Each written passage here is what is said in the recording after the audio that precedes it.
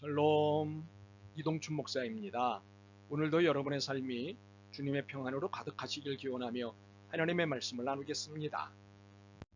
오늘 주시는 말씀은 에베소서 4장 1절로부터 6절의 말씀입니다.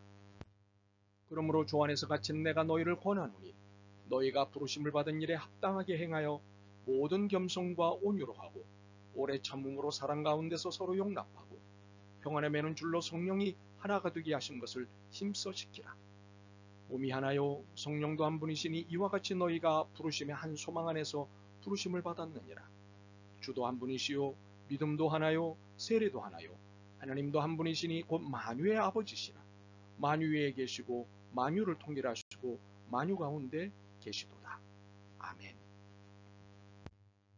에베소서 4장 1절로부터 6절 말씀을 본문으로 같음과 다름을 잘 이해해야 라는 제목으로 말씀을 나누도록 하겠습니다. 본문에 빈번하게 나오는 단어가 있습니다. 하나입니다. 3절에 한 번, 4절에 3번, 5절에 3번, 그리고 6절에 한 번 또는 2번입니다. 혹시 6절에 왜 2번이 있다고 말하는지 아시죠? 하나님입니다. 하나가 몇 번 나오느냐고 여쭙으니 말입니다. 본문에 하나가 8번은 나오니 빈도가 높은 단어입니다. 이에 이 단어를 사용해 바울이 우리에게 내놓은 메시지가 있습니다. 하나가 되라는 메시지입니다. 3절이 본문의 의도를 가장 명백히 설명합니다. 평안에 매는 줄로 성령이 하나 되게 하신 것을 힘써 지키라. 그렇습니다. 성령님께서 모든 그리스도인을 하나로 묶으셨습니다. 그리고 이것을 계속 유지하라고 하십니다. 이것을 위해 힘써야 한다고 하십니다. 이것은 선택의 여지가 없는 명령입니다. 물론 하나됨을 유지하기 위한 수고를 하지 않을 수도 있습니다. 그러나 그 태도는 단순히 선택의 태도가 아니라 순종하지 않는 태도입니다. 이 하나됨의 명령에 선택의 여지가 없는 근본적인 이유가 있습니다. 4절로부터 6절입니다. 몸이 하나요 성령도 한 분이시니 이와 같이 너희가 부르심의 한 소망 안에서 부르심을 받았느니라. 주도 한 분이시요 믿음도 하나요 세례도 하나요 하나님도 한 분이시니 곧 만유의 아버지시라. 만유 위에 계시고 만유를 통일하시고 만유 가운데 계시도다. 4절 앞의 몸은 그리스도의 몸입니다. 그러므로 그리스도를 시작으로 성령님 하나님이 모두 하나이십니다. 그래서 삼위일체 하나님 안에서의 소망도 하나입니다. 당연히 믿음도 세례도 하나입니다. 물론 이 모든 설명의 1차적 의미는 다른 것은 없다입니다. 그렇지만 천국의 모든 것은 다 하나이기 때문에 우리 그리스도인 모두가 하나이니 모두 이렇게 하나로 살아야 한다는 메시지입니다. 그러므로 선택의 여지가 없는 메시지입니다. 그런데 하나로 살아야 한다는 것은 하나밖에 없다는 의미가 아닙니다. 여럿이 하나로 살라는 권면입니다. 6절의 통일이라는 말이 그 의미입니다. 하나님이 모든 것을 통일하셨다는 것은 하나님이 모든 것 안에 계시다는 의미입니다. 그러므로 모든 것이 하나님 안에서 하나로 묶여 있습니다. 그렇게 우리가 하나로 살기 위한 수고를 하는 것은 선택사항이 아닙니다. 여럿이지만 반드시 하나로 살아야 합니다. 그런데 여럿이 하나로 사는 일은 만만치 않습니다. 저마다의 성격, 태도, 입장, 경험, 지식 등을 갖고 있기 때문입니다. 다 다르기 때문입니다. 그래서 하나로 사는 것이 쉽지 않습니다. 그렇게 이를 가능하게 하는 지침을 주셨습니다. 1절과 2절입니다. 그러므로 주 안에서 갇힌 내가 너희를 권하노니 너희가 부르심을 받은 일에 합당하게 행하여 모든 겸손과 온유로 하고 오래 참음으로 사랑 가운데서 서로 용납하고. 그리스도의 부르심은 두 개인데 하나는 구원으로의 부르심이고 다른 하나는 하나님의 뜻으로의 부르심입니다. 그리스도인인 우리는 이 부르심에 합당한 삶을 살아야 합니다.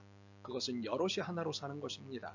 이를 위해 필요한 태도가 모든 겸손, 즉 온전한 겸손과 온유, 오래 참음, 사랑, 그리고 용납입니다. 이 태도로 서로를 대하면 여럿이 하나가 됩니다.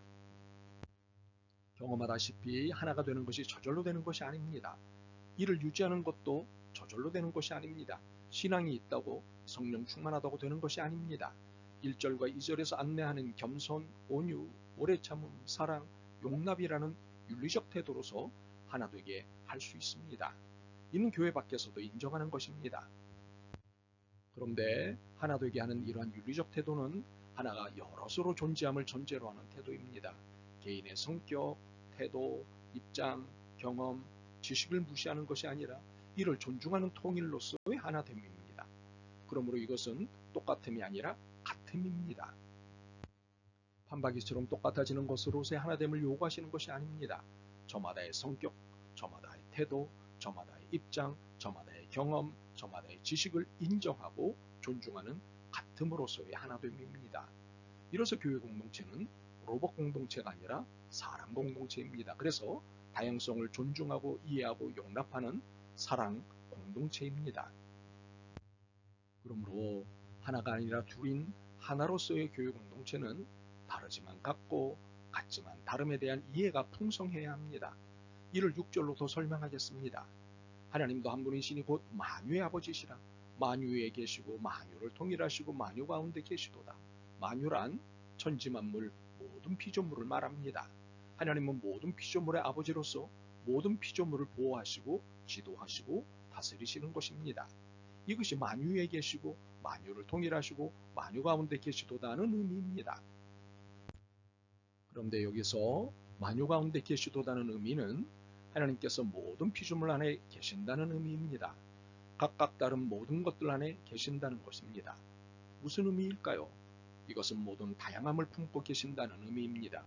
똑같이 만드시는 것이 아니라 다양함을 하나님 안에서 하나로 품고 계신다는 사실입니다. 이것이 다르지만 같고 같지만 다름을 말하는 이유입니다. 다르지만 같고 같지만 다름의 개념이 가정의 문제, 직장의 문제, 미래의 문제, 학교의 문제, 국가의 문제, 세계의 문제 등 우리를 둘러싼 모든 문제를 뚫어주고 풀어주는 신기함을 보여줄 것입니다. 다르지만 같고 같지만 다름의 개념이 정치의 문제, 경제의 문제, 사회의 문제, 문화의 문제 등 우리를 둘러싼 모든 문제를 뚫어주고 풀어주는 신기함을 보여줄 것입니다.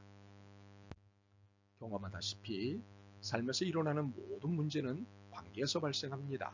하나님과의 관계, 인간과의 관계, 자연과의 관계에서 문제가 발생합니다. 그러므로 문제의 근원적인 이유는 단 하나입니다. 다르지만 같고 같지만 다름의 개념을 이해하지 못하기 때문입니다. 그러므로 해결책은 이 개념을 이해하는 것입니다. 바라기는 다르지만 같고 같지만 다름의 개념을 실천함으로 관계 속에서 일어나는 모든 갈등과 긴장의 문제가 다 해결되길 소망합니다. 아멘. 주님, 다르면 다 다르고 같으면 다 같은 줄 알았습니다. 그래서 오직 같아짐만을 강조했습니다. 다름도 옳은 것인 줄 깨달았습니다. 다르면서 같고 같으면서 다르다는 사실을 신앙 안에서 잘 살아내게 도와주옵소서. 예수 그리스도의 이름으로 기도드립니다. 아멘.